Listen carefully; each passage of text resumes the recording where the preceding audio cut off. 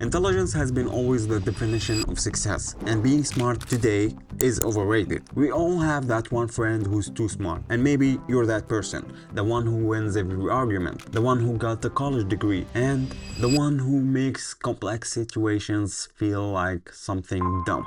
But when it comes to sending a text or starting something small, you just get stuck. But what if I told you life isn't designed for smart people to win? And what if I told you you can become so much more if you dumb it down, but on purpose? 2 weeks ago, I was sitting on a cafe enjoying my cup of coffee. I saw a girl which is really beautiful, and all I was thinking about was wanting to ask for her number. But what I didn't realize that my ego was in the way, thinking myself that I'm too smart to do this. I'm planning my next step in order to do something really simple. And because I was overthinking so much, I simply didn't go. And I didn't really give myself the simple courtesy of trying. But after getting home, I asked myself, why didn't I take action? Why did I just stand there and watch her from the abyss and thinking to myself, wow, what a beautiful girl, I should go, but not having enough energy or not having enough motivation to actually go and ask her out. And it turns out being smart has side effects, and analysis paralysis is one of those side effects when having a great and brilliant mind like mine. Analysis paralysis is a state of overthinking that prevents you from decision making, that often leads to inaction because of the overwhelming choices and the overwhelming planning of doing a simple thing. And to put it in dumb words, it's overthinking. When overthinking, your brain starts to overwork itself, trying to calculate the risk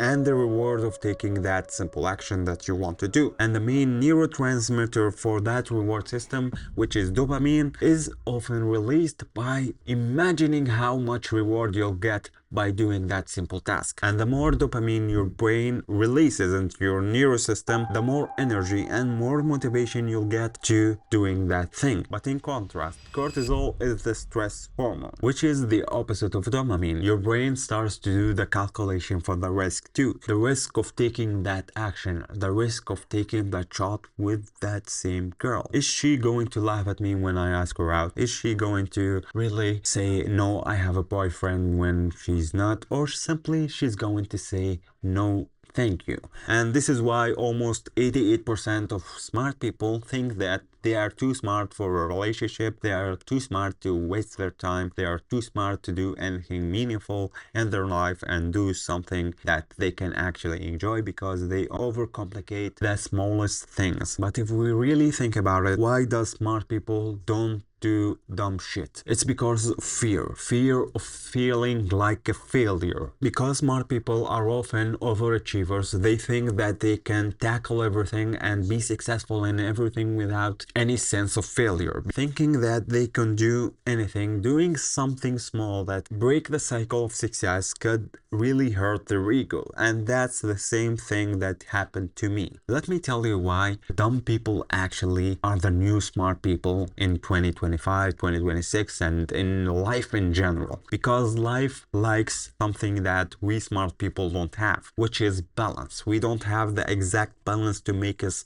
succeed in life because we overcomplicate everything. We tend to make everything so complex because our mind thinking that something really simple that requires no effort is something not even worth doing, or maybe it's something really dangerous. We look at things in the biggest picture and we want it to be like that, even if it's something really simple. Let me tell you this, if you want to grow a YouTube channel, if you want to be successful in social media. To be successful on social media and in YouTube in general, you have to be a smart person. You have to be a smart person in order to actually do it. There is so much research and so much thinking and so much strategic thinking. There is so much analysis, so much scripting, filming, editing, retention graphs, viewer graphs, impressions. Where does your content appear? You have to do so much analysis and make your brain actually work in order to grow a YouTube channel. But in order to do that, you have to make it as dumb as possible. In order to grow a YouTube channel, you have to make the dumb decision of posting content. You have to make the dumb decision of actually doing the work and making your brain think later. Posting the content first making the dumbest thing that you can probably do, which is putting the camera down